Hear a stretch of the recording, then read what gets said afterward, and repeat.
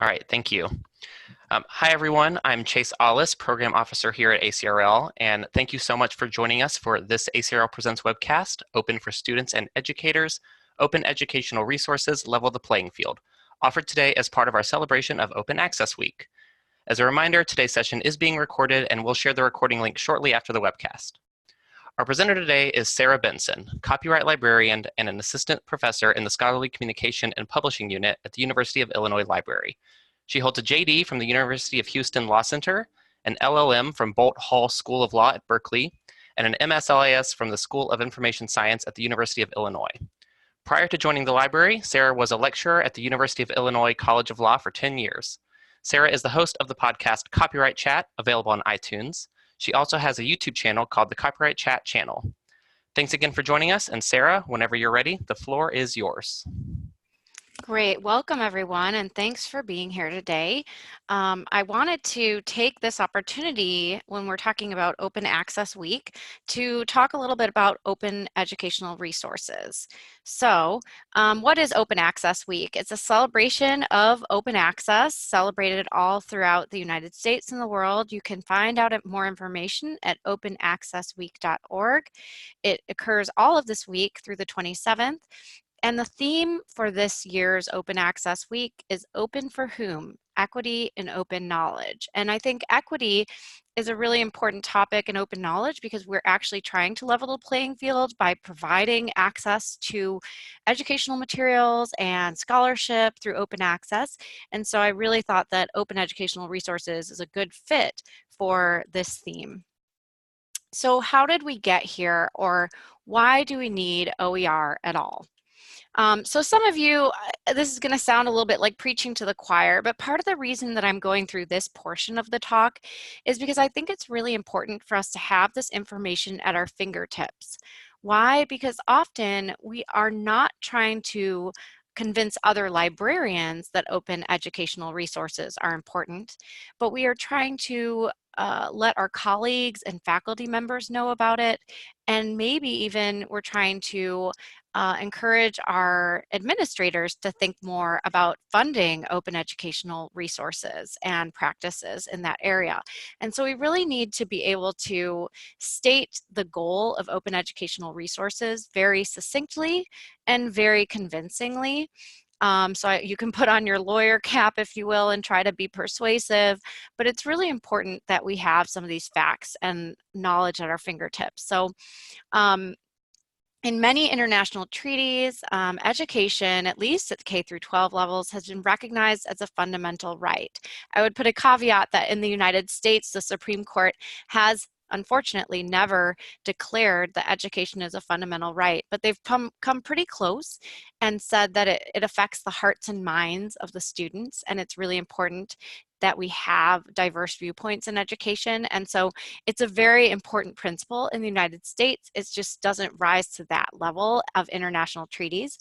But we all know that education is transformative for individuals and societies. It fosters creative thinking and economic development, and it promotes social justice, right? We tell people that even if you've never been to college, if no one in your family has been to college, this is one way to propel yourself forward and to give back to your community.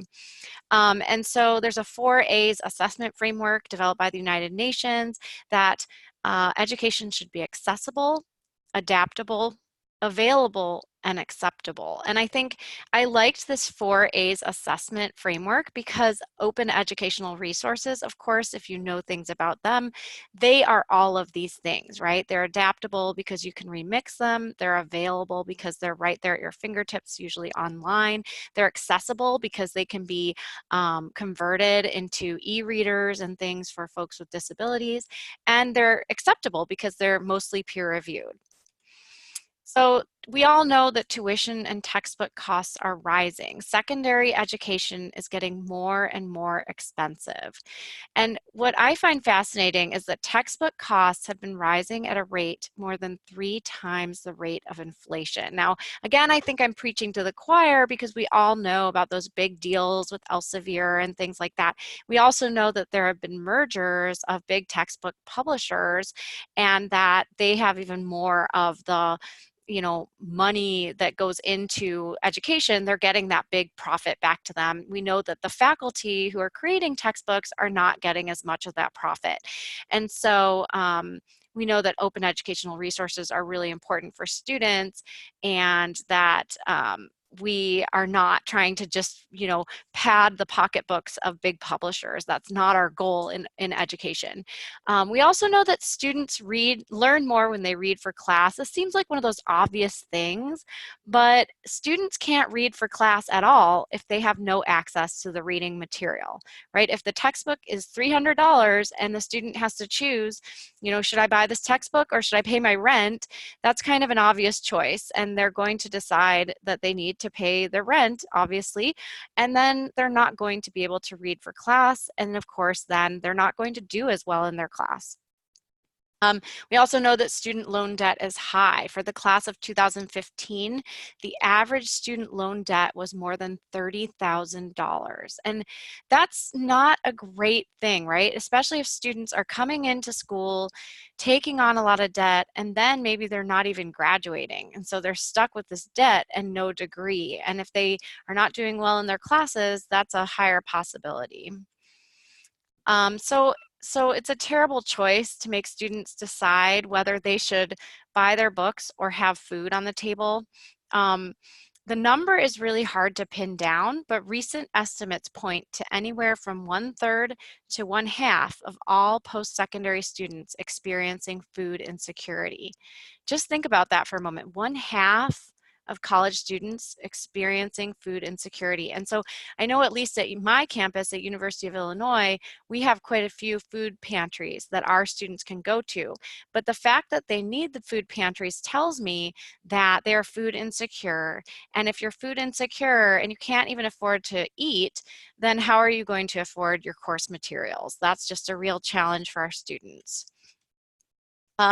So one of the things that was asked in a 2018 course survey by Florida's virtual campuses, so that was a variety of different campuses, they were asked, in your academic career, has the textbook cost of required textbooks caused you to, and then 64.2% said they did not purchase the required textbooks.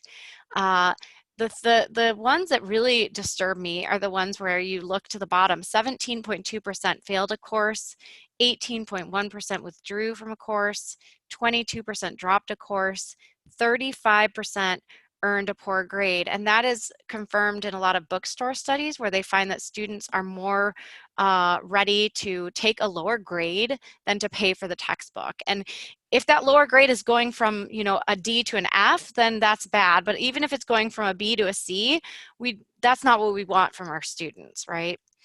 So don't take my word for it. Ask the students. Here at the University of Illinois at Urbana-Champaign, 23 student senators proposed a resolution to the Illinois Senate asking the provost to create a task force to examine the issue of classroom material costs.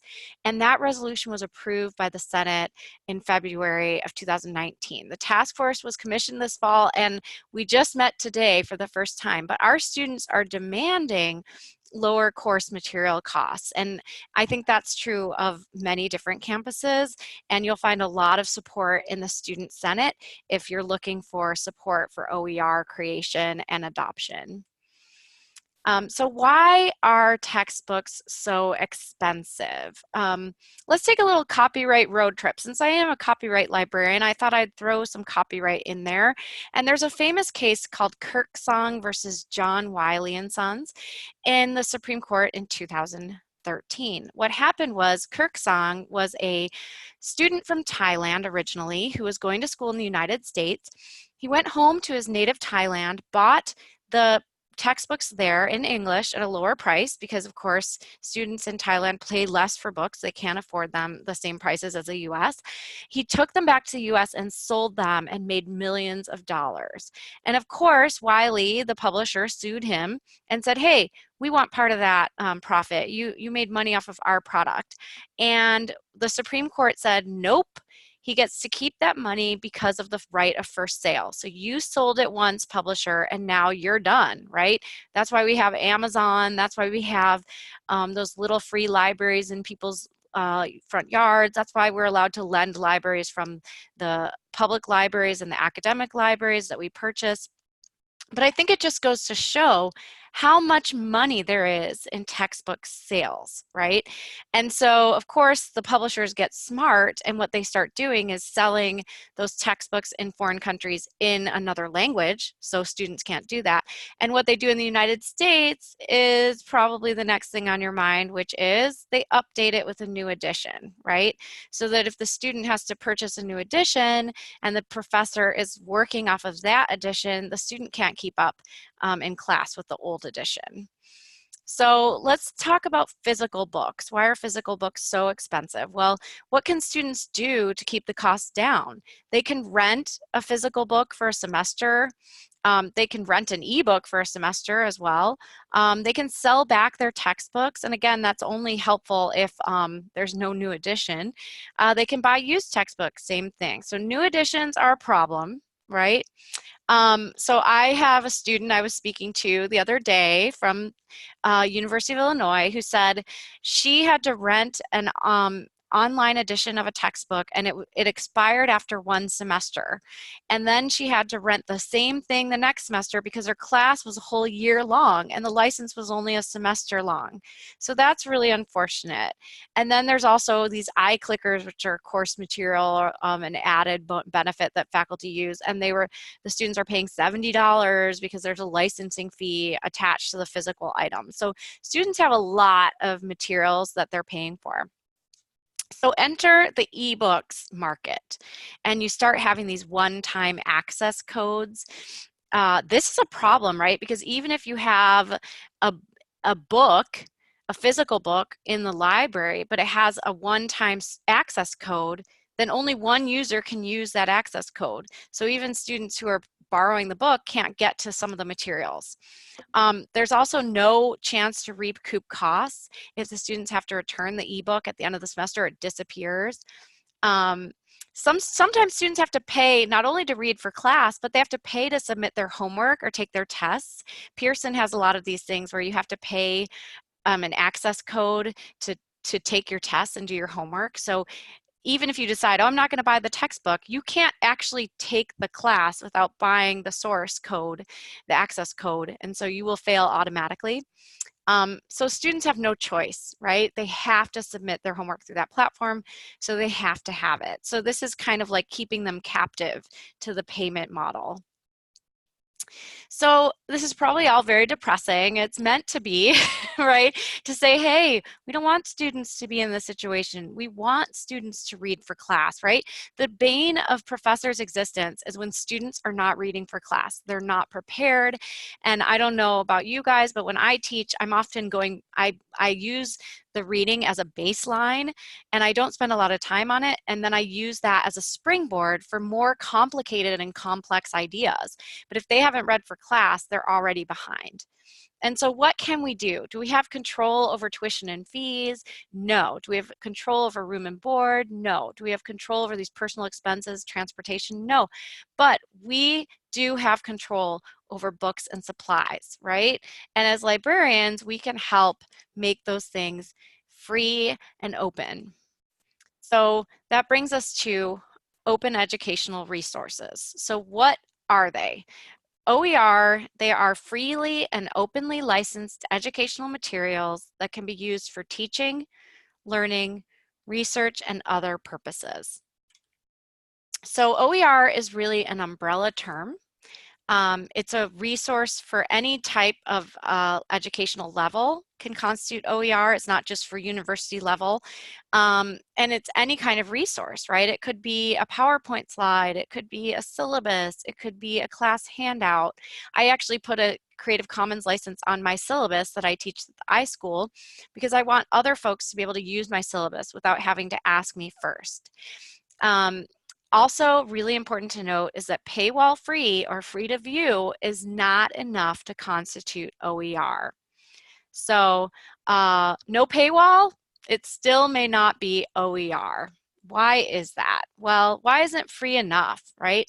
Well, copyright is automatic when a minimally creative work is fixed in a tangible medium. So unfortunately, even if the work is free to view, it's not free to use because it's still tied up in copyright. Even if there's no copyright symbol on it, even if it hasn't been registered with the Copyright Office, there's still copyright applied to it. So this is a little bit of copyright nerd language that you're going to get from me today, since I am a copyright librarian. I'm going to give you a little bonus copyright law lesson. So minimally creative is the originality requirement. So there are only two requirements for copyright to attach today, and that is it has to be one, original or minimally creative, and two, it has to be fixed or written down or recorded some way. It can't just be an idea in your head, and it has to be something that's copyrightable, right? It can't just be a fact or a recipe or something like that. But that's it. Those are the only requirements today. And then copyright lasts for a very long time. It's life of the author plus 70 years. So that's why OER has to be licensed openly as well, which brings us to open licensing in OER. So you should know the 5 R's of OER. 5 R's refer to a license that allows you to retain, reuse, revise, remix, or redistribute the work. So what is an open license? So what does this mean? You can retain the work, you can keep it, you can control copies of it, you can reuse it, you can change it, you can remix it, combine content with other content, revise it, you can create derivative works, adapt it, you can redistribute it, you share it with other people, you can share your revisions with other people. This is defined, the 5 R's were defined by David Wiley at opencontent.org. So I like to call it OER. So Pirate Day would be perfect for OER because you got to remember those 5 R's of licensing. I know I'm being really silly right now, but it helps me to remember. So obviously OER is good for students, right? It saves them money. They don't have to pay for the textbook. They can use it and keep it. It's not going to expire after a semester. They don't have to pay all these weird fees. But why is it good for educators, right? I made the promise at the beginning of this presentation that it was good for educators too. Well, it's good because students might actually prepare for class, right? We want our students to read, and if they have access to the material, then they probably will. It's also good for professors because you can remix the materials, right? So I've created course packs before. I've created my own free to use course pack using OER. I've used open access materials and put them on a course page and said, here's a bunch of things. And that's a type of open educational resource, right? Where I'm just remixing a bunch of other materials.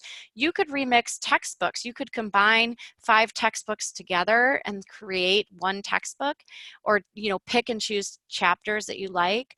And also as a professor, I've skipped around a lot in a textbook because I didn't like the order of the chapters. I thought it was not logical.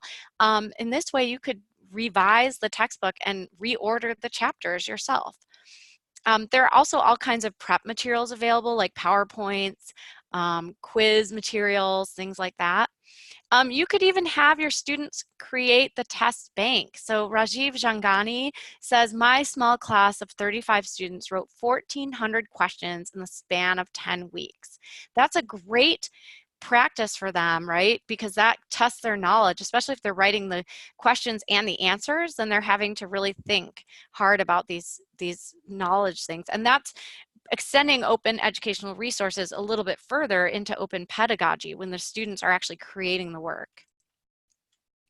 So why use an open license? Because it allows others to create translations. So folks could adapt your work for another country. It allows folks to create PowerPoints from your work. They can create tests and quizzes without asking you. They can add new chapters to the work. They could update the chapters, right? If you have an old edition, they want to update it, and they can remix chapters. So again, this is really good for educators because educators are the ones who need to do all these things with the work. So what constitutes an open license? So Creative Commons licenses that are broad enough to allow for remixing and redistribution. And that's a lot of them, that's most of them. But the non-derivative Creative Commons license, therefore, is not an open license because that does not allow for remixing. So I'm just showing you a little graph here that shows from the most free to the least free of the the Creative Commons licenses, excuse me. So you have the CC0, which is work that's designated into the public domain. That's usually not OER stuff because usually we want things attributed to us, but sometimes. And then you have, from the CC BY all the way down, and most of it is considered OER except for the CC BY non-derivative and the CC BY NC ND. So anything with a non-derivative is where you are getting into things that are not OER according to the 5 Rs. So let's talk a little bit about OER use and OER creation or adaptation. So there are two types of licenses you're going to need to think about, and this is where copyright law and knowledge of copyright starts coming in, is when you use OER, you want to know what you can do with the work and how to properly credit the work. And then there's the other side of the coin is creating OER.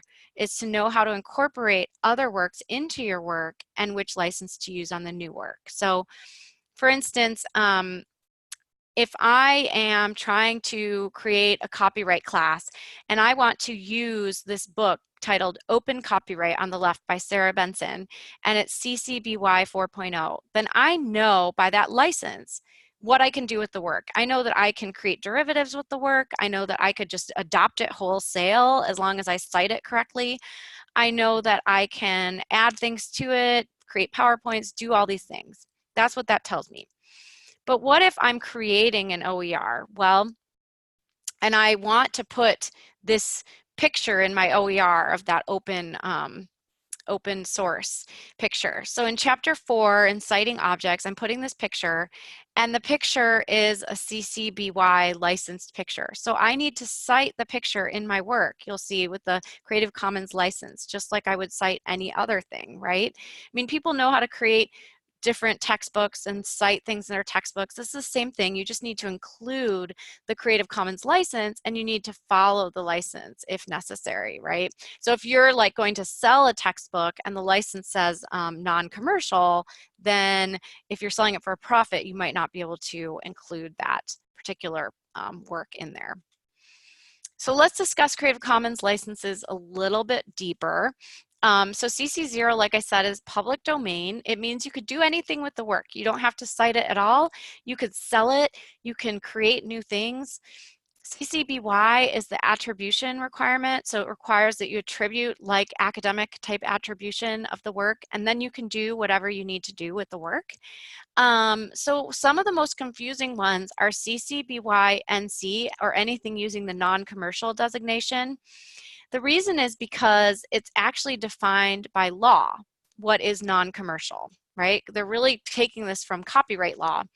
And so, but they do give us a definition on creativecommons.org, and they say the non-commercial licenses prohibit uses that are primarily intended for or directed toward commercial advantage or monetary compensation. I want to point out that this is tied to the use, not the user. So even if you're a corporation that is a for-profit corporation, a particular use that you're making may or may not be non-commercial. It's not just because, oh, you're a not-for-profit, everything is non-commercial. It's tied to what you're doing and whether that use is primarily intended for commercial advantage. And so let's take an example. Put your thinking caps on. So a nonprofit educational institution wants to create a publicly available educational resource. The resource is free and open to view and reuse. They wish to incorporate a chapter into the resource from a textbook that is licensed CC BY NC, but they are afraid that they are going to violate the license because they're offering a print-on-demand option that does charge a cost recovery fee. In other words, they're having students pay for the cost to print the book.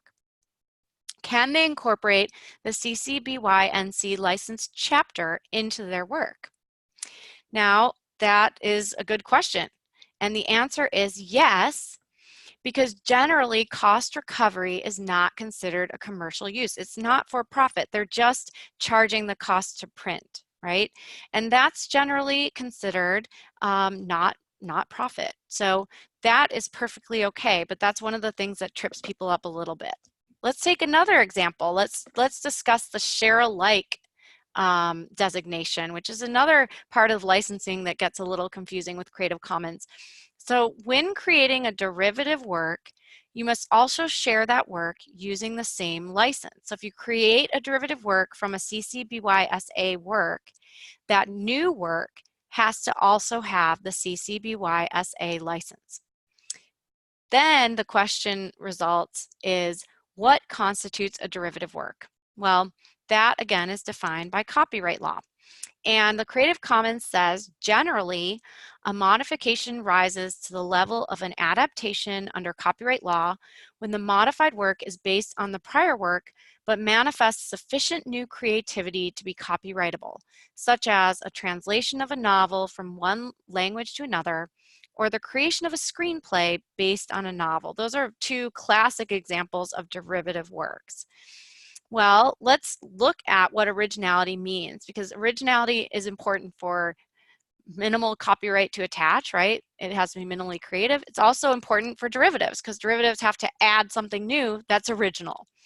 So in Feist versus Rural Telephone Service, in the Supreme Court in 1991 asked whether the arrangement of names, telephone numbers, and addresses in the white pages could be copyrighted. And they were arranging it, guess what? By alphabetical order, right? Just alphabetical order, very easy arrangement in the white pages. And the answer is no, they were considered unoriginal. Why? Well, in this case, the court was actually looking at arrangements and compilations. You'll hear people talk about this case a lot with the minimal creative arrangement and compilation of data, but it also applies to just plain old originality. And they actually spent a lot of time telling us what is not original. So they said if it's garden variety, if it couldn't be more obvious, if it's entirely typical, right? Like every white page is alphabetical order. That's not enough to be creative. That's not minimally creative. So my hint here is, for it to be minimally creative, you must make some creative choices, right? You're not making any choices when you say alphabetical order, okay, done. You could make a computer do that, right? You don't even have to think about it. But if you've made some creative choices, then you have done something minimally creative, and you might have created a derivative work. So let's put your thinking cap on and think about derivative works. So you are creating a new OER textbook. You find a beautiful illustration you'd like to put on page 2 of the book, and it has a CC BY SA, a Sharealike license. You do nothing to change the illustration. You do not even change the size of it. So you're just copying and pasting. So you copy paste it into the book, and you don't want to license your book CC BY SA. Do you have to if you use this illustration? So you should be thinking, okay, it's a share alike. So the question is, have I created a derivative work? And in order to create a derivative work, have I made some creative choices by copy and pasting this directly in, right? And the answer is no, right? That's just a slavish copy of the thing. That's not a derivative work, right? So therefore, what does that mean for you? It means you can use this and cite it, CCBY-SA. Remember, like you would cite that open sign that we talked about earlier. Just cite any illustration as you would in your work. But you don't have to use the CCBY-SA. You can license your work whatever Creative Commons license you want, right? You're not tied to that license. So I just wanted to point that out. There are some things to know about Creative Commons licenses. One thing to know is that they are irrevocable. So you should definitely think through which license you're going to pick carefully, because once you put that license on there and you've distributed that work, other people are relying on that license. So you need to make sure that you've given some thought to that license so that you know that that's a license you really want to use. The other thing to note is that they're always subject to fair use. So even if you say, you know, I don't want any commercial uses of this, if someone's making a commercial use, but it's a fair use, they're still allowed to do that. And the other thing to note is they can always still ask you for permission, right? Let's say I license something CC BY NC non-commercial, and then someone wants to make a commercial use and they contact me and I start getting into a licensing agreement with them and I say, sure, you can do this, but I want, you know, 50% of the profits or something like that. That's perfectly okay because I've given them permission. What a CC license does, it's like a license between one to many, and it tells them how they can use the work without first asking for permission. So they can always still ask for permission and do other things, but they'd have to get specific permission from you. All right, let's take some time to bust some OER myths. There are a lot of them going around. So one of the myths is that OER is cost-free. Not true, right? We know that faculty spend a lot of time creating OER. They don't magically happen overnight. People are writing these textbooks and they are writing PowerPoints and they're writing quizzes and things like that. And we have peer review of OER and that takes time as well. And we also know that OER is funded in a variety of ways through grants, federal funding, state funding, library funding, campus funding. So here's a handy chart that was put out by the open textbooks. And, you know, you can see that there's normally we have a publisher that is giving some money to the author, but where are they getting the money from? The students who are paying for the textbook. So in open educational resources on the right, the money is coming from foundations and government and consortia and going to the author that way, but the student no longer has to pay for the resource. It doesn't mean that they're free, but the money is flowing in a different way. Another myth, OER adaptation is time intensive. So I would argue that faculty spend lots of time adapting work without OER as well. I know I taught for 10 years at the law school and I still teach today, and I spend a lot of time adapting my PowerPoint slides and adapting different works and creating my course reading list. Course packs are very time intensive too, but it also could be as simple as choosing an OpenStax textbook or a textbook from the OTN and just saying, hey, this is the textbook I'm going to use. So that's still time intensive to review the textbook and decide you want to change textbooks, but you're not spending any more time putting it together, right, than you are, you didn't put together the textbook that you ordered through a publisher either. Another myth is that OER hurts campus bookstores. Actually, they could become a really great partner. So our campus bookstore says, well, yeah, we have a lot of OER out there, but students still want the printout version of the book. And so the bookstore can actually sell the printed version of the book. And also, bookstores don't only make money off of selling books. Bookstores make money off of selling a lot of other things, right? Our bookstore sells a lot of food. They sell campus swag, t-shirts, all sorts of things like that, mementos. And so your campus bookstore might want folks to come in, buy that printout copy that maybe they take a little, they've provided the printing for, and they also want them to stop in so that they might start buying some other things. Another myth is that OER copyright is complicated. My response to that is, okay, but how complicated is textbook use without OER?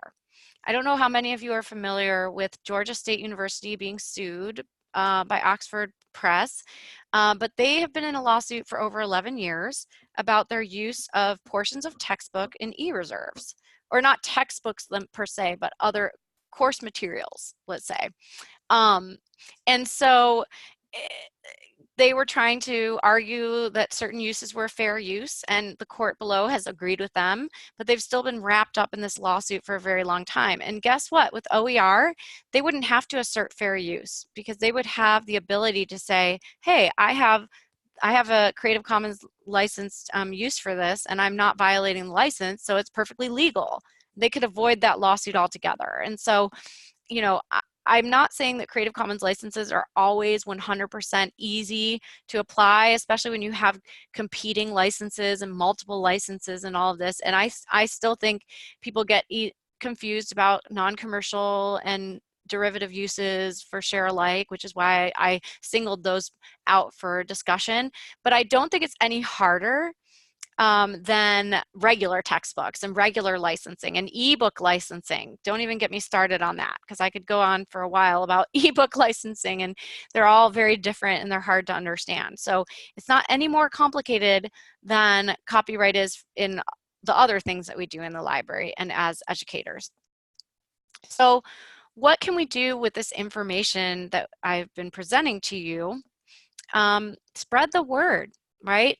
Find some high quality OER content and let faculty know about it, right? It's not enough that we librarians know about it. We want our faculty to adapt and adopt these textbooks and to understand that high quality OER exists and to start looking at it. So BC Campus is a repository of full-length open textbooks, and 45% of them and more every day are peer-reviewed. OpenStax, most people are familiar with, I think, are peer-reviewed textbooks, online or print on demand, that are developed by a research team. They're openly licensed, and the wonderful thing about OpenStax is that they have a lot of bells and whistles. So a lot of times faculty are a little bit they're a little dismayed because they want to adopt a new textbook, but they want the PowerPoints, they want the student help, they want the quiz bank, they want all those other things that they might be able to get from a commercial publisher. But OpenStax has these things available for most of their resources, and so you'll be able to find all of those additional bells and whistles with the textbook. You can also find high quality OER content using some meta search tools. Oasis is a search tool by SUNY, and it allows you to look through 98 sources and search over 368,000 records. So you don't have to go to each location, right, to figure out who has what. You can actually search over multiple destinations in this meta finder. You also have the Mason OER meta finder, which is a search engine for OER materials across multiple websites as well. And finally, you can use and submit OER content. So if you have faculty members who are creating OER, this is a place where they can submit and they can look at what types of materials they might take, and they could also adapt the materials. So Open Textbook Library has an index of full-length open textbooks. They don't actually house the textbooks there, but they are a repository of them. 60% and more every day are peer-reviewed. Authors are affiliated with a higher educational institution, scholarly society, or professional organization. I like that fact because that means that this work is more highly trusted. They're not accepting work from students, they're not accepting work from individuals who are not affiliated with an institution. And then you've got Merlot, of course, which has teaching materials and the content is reviewed, but many also include extensive peer review. So Merlot has kind of a broader range of different types of things, including PowerPoints, handouts, other everyday things. So I would also encourage you to become an OER advocate. So advocate for OER in your state. Find out what's going on in legislation. Find out who you can talk to, who would be a good advocate, right? Who are your legislators? So here in Illinois, we are very lucky that Senator Durbin was one of the co-sponsors of the federal OER bill. So he's very supportive of OER. But at the state level, we have no funding whatsoever. So that's an initiative that we've been pushing. And the Spark OER Policy Tracker gives you the tools and the information to contact your policymakers to advocate for OER in your state. And it's really easy to do, and you can do so as an individual or through your library. But of course, if you're going to do so through your library, you might want to talk to, your dean and make sure that you've been given the go-ahead. Otherwise, you could do it as an individual in the area, right? Just as a concerned citizen. And the other thing that's really good timing is I wanted to mention that you could apply for a certificate in OER librarianship from the Open Textbook Network. The application deadline is November 8th, 2019. Here's the link.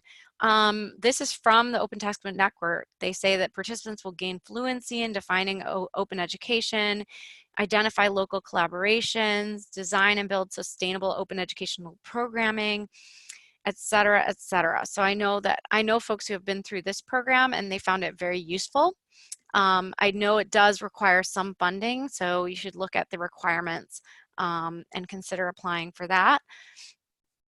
And the other thing I wanted to mention is that I just had a book come out through ACRL called Copyright Conversations, Rights, Literacy in a Digital World. If you liked some of my discussion of copyright and you want to learn more, this is the book for you. It talks about fair use, the Teach Act, one-shot copyright instruction, international copyright, et cetera, et cetera. So I just wanted to let you know that's available through the ALA store. And a lot of the chapters are Creative Commons licensed. So thanks for watching. So I thought I would stop now and ask if anybody has any questions or wants additional information about anything that I mentioned. Awesome. Thanks, Sarah. And yeah, if anyone has any questions, please go ahead and put them in the chat box and we will be moderating those and can read them back and Sarah can answer them for you. We did have one question up above from Mize, Sarah. This is any idea or feedback on how OERs impact tenure, or thinking of those faculty members who are on tenure tracks? Are we seeing more resistance and is it an issue? Yeah, so that's a really good question. I don't think it's as big of an issue for them for adaption or adoption of an OER, like taking someone else's work and using it, because that's, you know, that's going to take less time for them. But in the creation side, it is less favored for them for tenure, right? So, I mean, I know I'm on tenure track myself, so I know that what is favored for me is to write research articles, not to write a textbook. And so a lot of faculty who are maybe on tenure track, they're motivated not by tenure, but by like having a high quality resource. So like in the area of computer science, there are not very many up-to-date textbooks available at all, right? Not just OER, but in general, because it's changing so fast. And I know someone who's, you know, doesn't have tenure, who created their own textbook and put it in GitHub.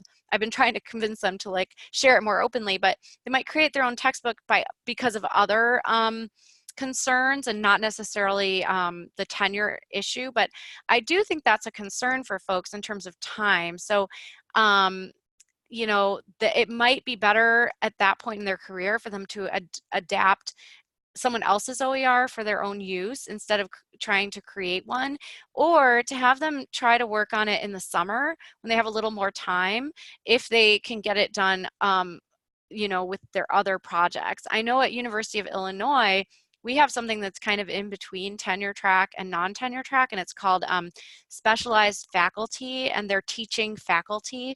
So they actually are on a track where they teach a little bit more and they're evaluated based on their teaching and other like research materials that relate to teaching.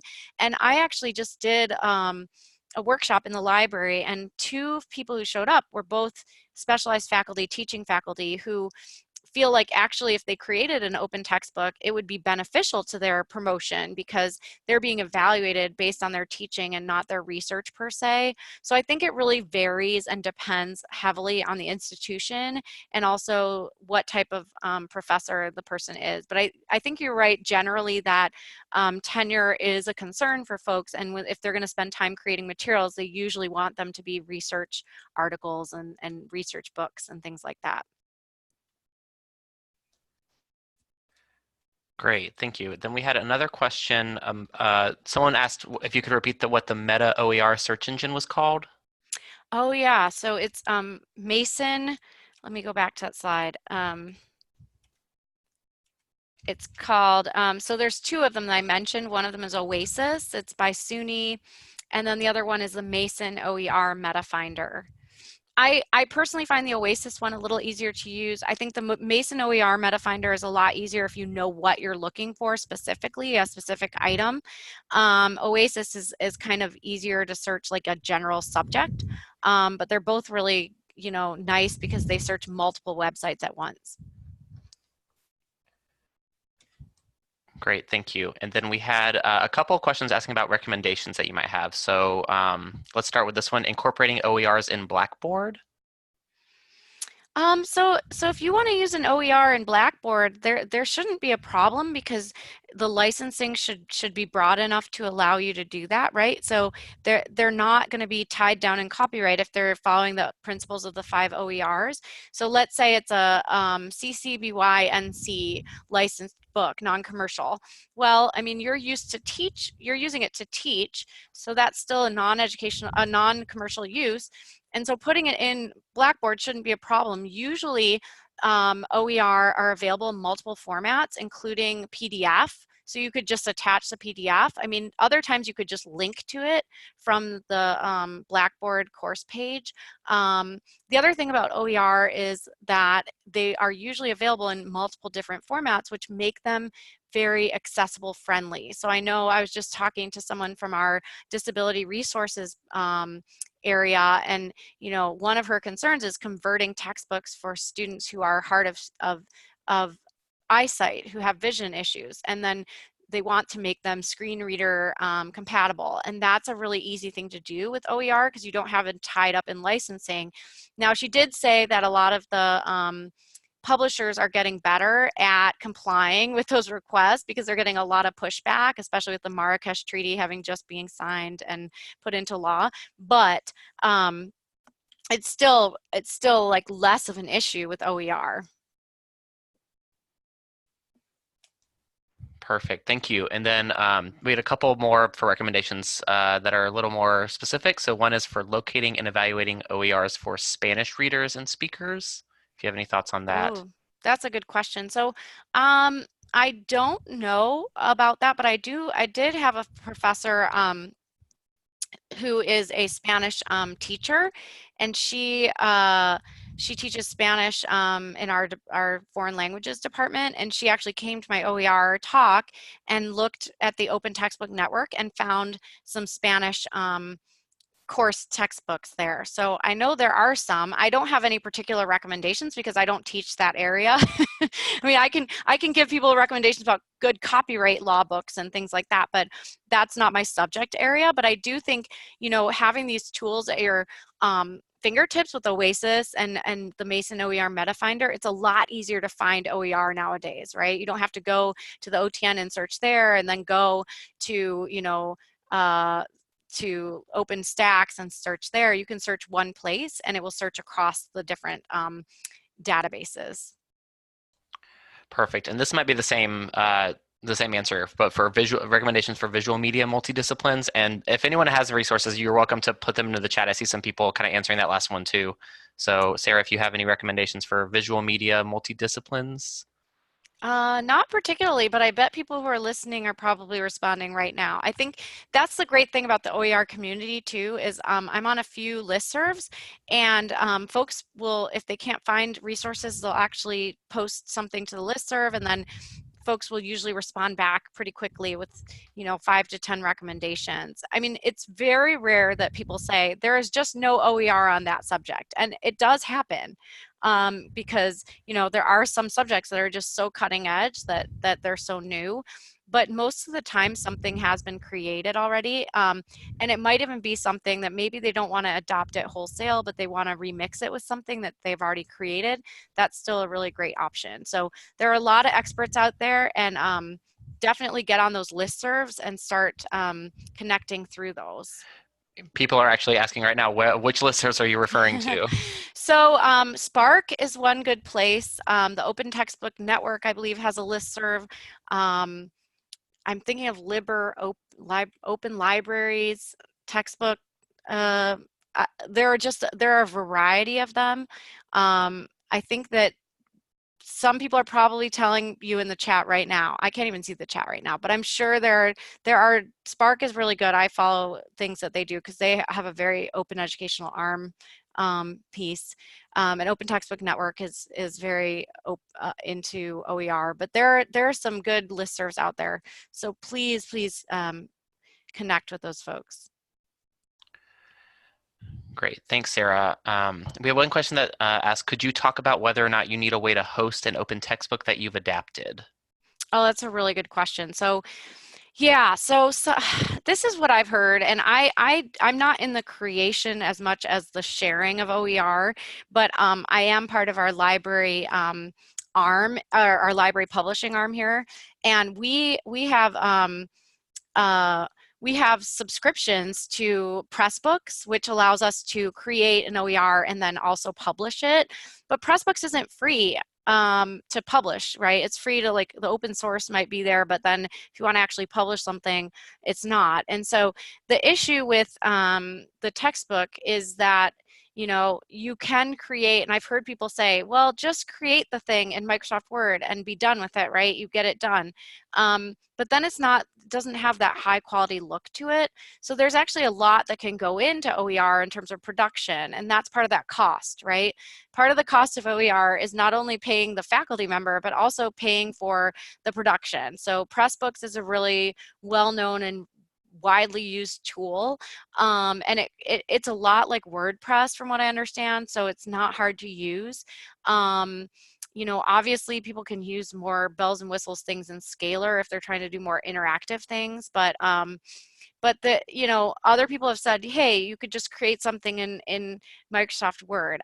My personal view is that if our faculty are going to create something, I really want it to be findable, and so therefore I want it to be indexed in the open textbook library, because that's going to make it, you know, available across all these search databases, and those are known as high quality materials by educational institutions, and they're also peer reviewed, and therefore I also want it to be high quality, right? I want it to have been, like, at least lightly edited and have, you know, some of the formatting and maybe like a cover page and those kinds of things.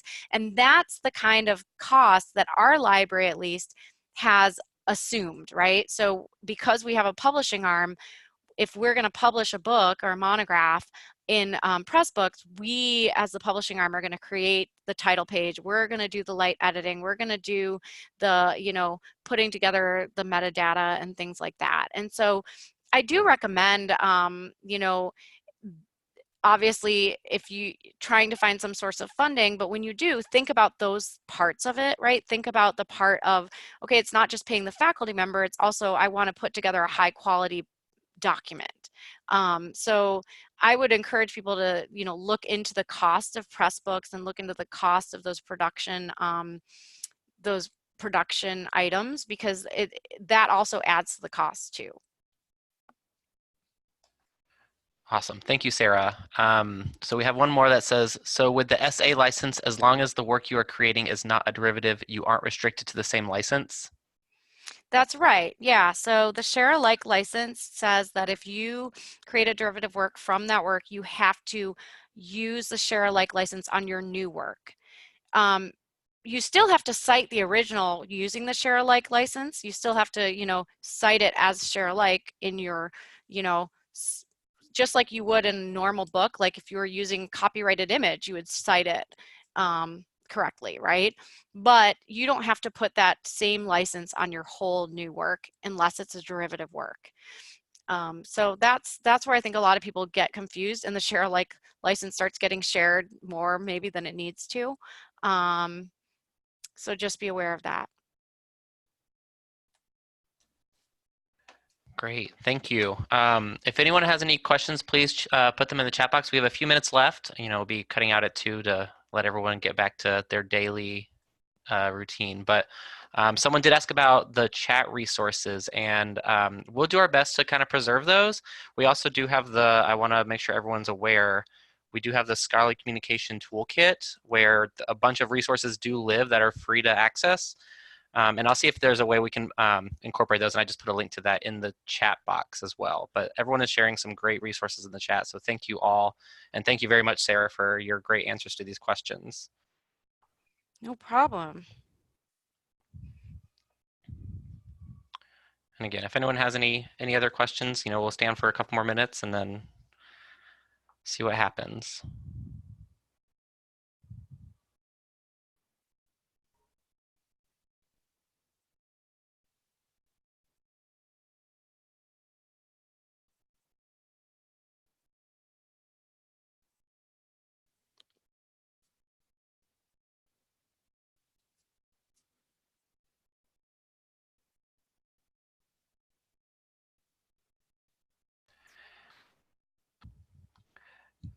Yes, so to the question about access to the presentation, this session is being recorded and we will be converting it and uploading it to our YouTube page once it's available, and we'll be pushing that out again, a link to that at least over probably ACRL Insider and our social media pages. So you can look forward to seeing that again very shortly. So thank you all for attending. This is great.